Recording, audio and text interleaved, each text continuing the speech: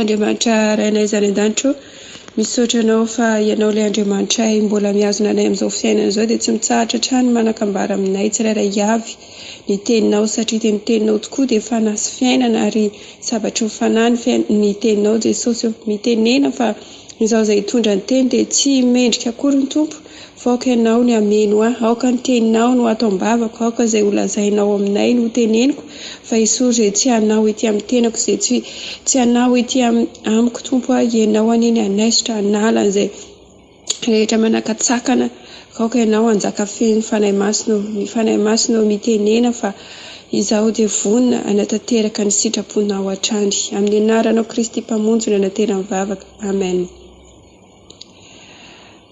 Ny tenin'Andriamanitra vadsim-panahintsika anio dia ao amin'ny bokin'ny Romanina 5:20 izay manambara amin'ny anaran'i Jesosy Kristy tompo hoe mba ho tahaka ny nanjakany ota tao amin'ny fahafatesana no nanjakany fahasoavana kosa amin'ny fahamarinana ho fiainana mandrakizay amin'ny alalan'i Jesosy Kristy tompontsika.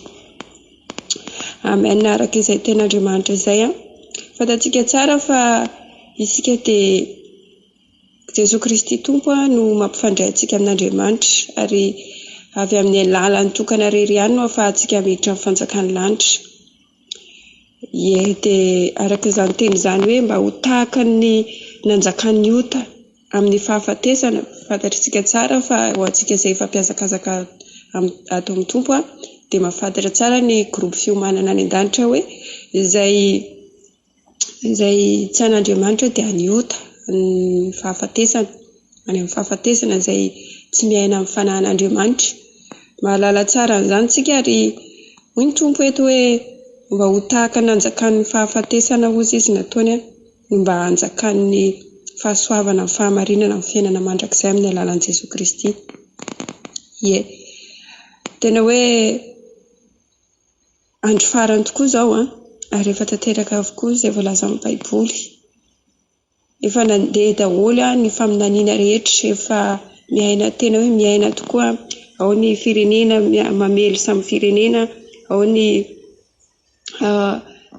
ankohonana tsy mitovy saina, ao avokoa ny raha antsika mahita reny misy ny mahitany, misy ny tsy antsika raha moa any amin'ny faritra atsimo mbola ao miaina amin'ny kere, misy ny tondra-drano, safi-drano, mbola iainana avokoa amin'izao fotoana izao avokoa izany rehetra izany.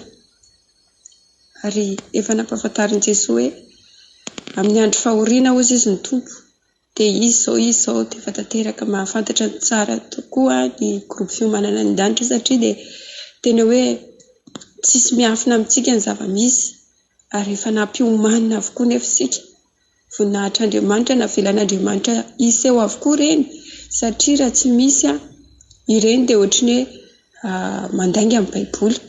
Navelan'Andriamanitra hitranga loza mba hisehony voninahiny.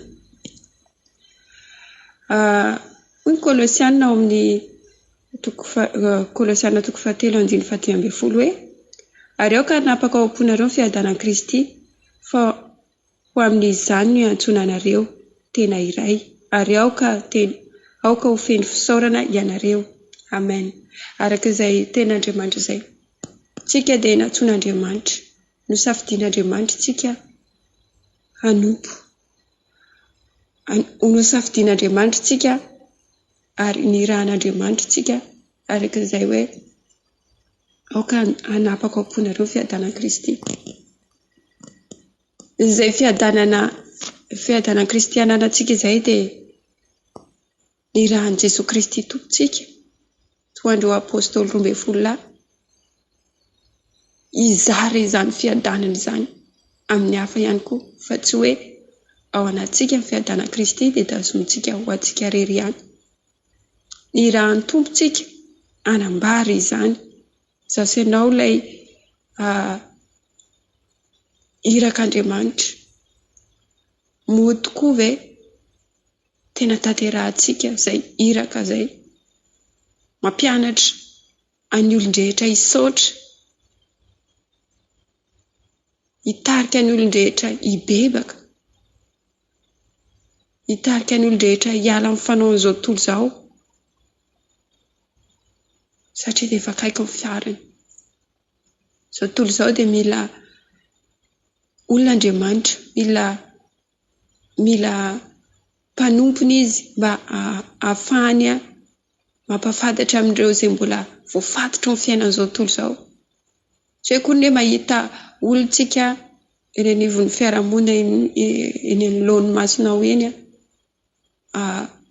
manao toetra tsy mendrika, manao foana ohatra hoe miadina, hoe mifamalina, hoe faneva-teva dia lasa koa ianao anampitrotraka amin'ny teny marary ilay olona. Tsy izay. Mila foazina ny fiainam-panahin'ilay olona. Mila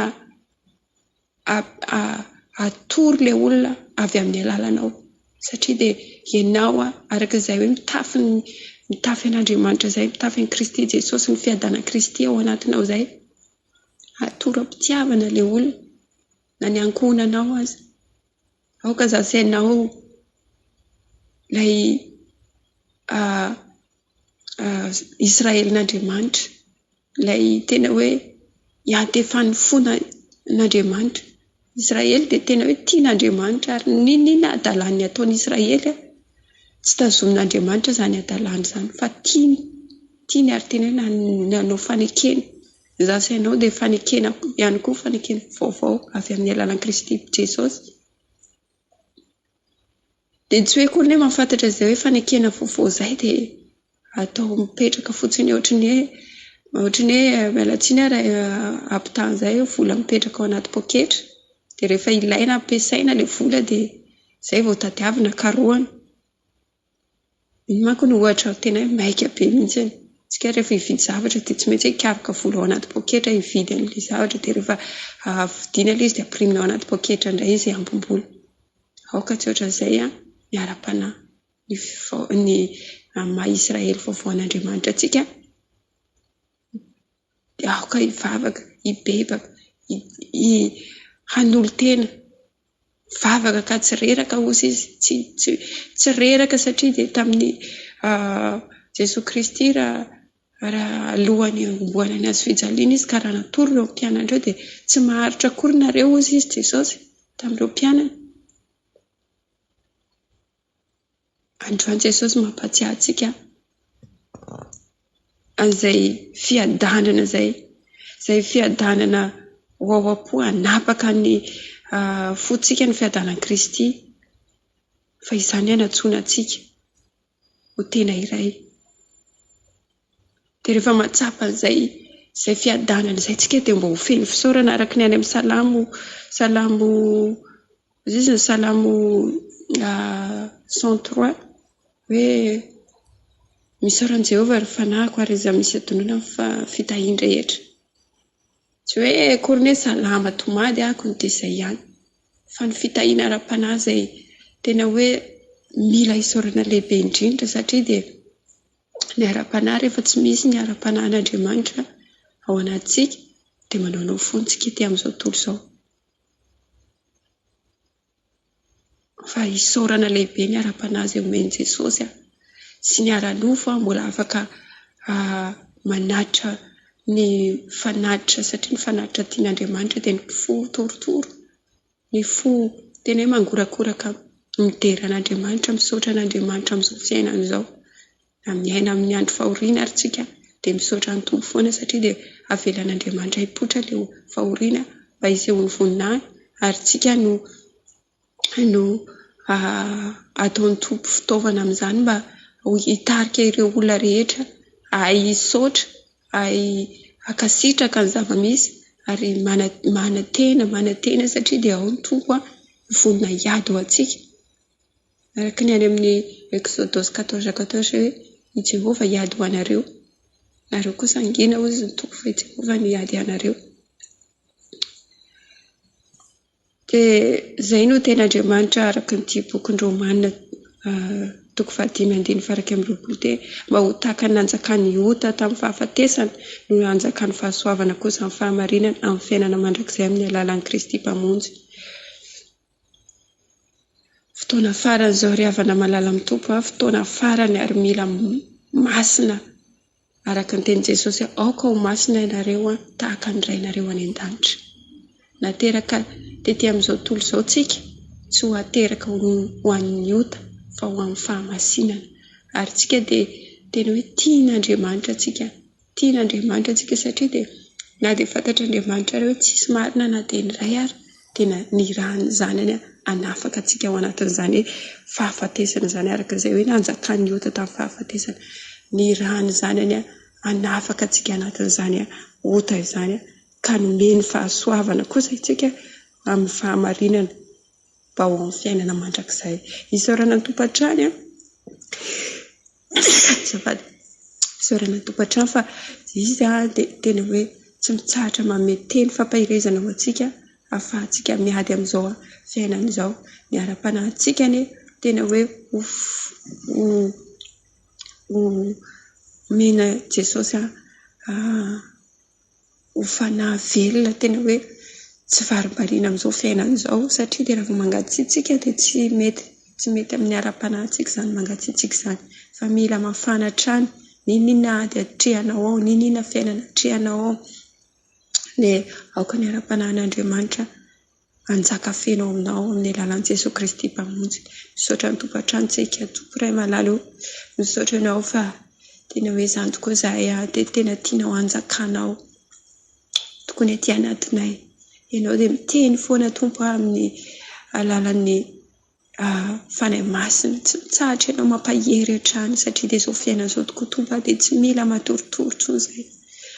Aoka mba anjaka feno aty anatinay tokoa Jesosy ny fahasoavana, ny fahamarinana, ny fiainana mandrakizay amin'ny alalanao Kristy mpamonjy, satria dia ianao dia izay mivavaka aminao dia mivavaka amin'ny fanahy.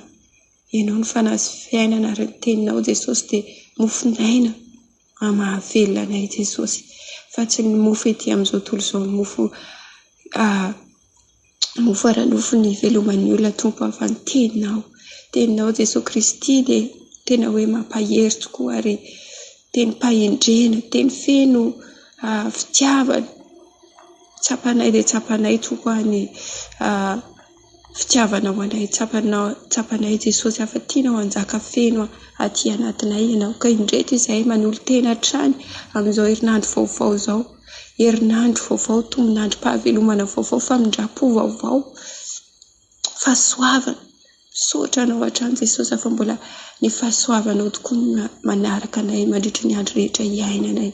Dia misaotra anao hatrany amin'ny alalan'ny teninao Jesosy, fa ianao Andriamanitra iray zanaka fanahy masina izay tena hoe avelanay anjaka feno, ianao ilay napaka feno tompo ao amin'ny tokantranonay, ao amin'ny fiainanay manontolo, amin'ny tenanay indrindra Jesosy, fa ilainay ianao Jesosy tsy mahefa na inona na inona izay raha misaraka aminao, ka meteza Jesosy Kristy tompo hitaridalana hatrany eny ny fanahy masinao, amin'ny anaranao Kristy mpamonjy ny anateranay mivavaka.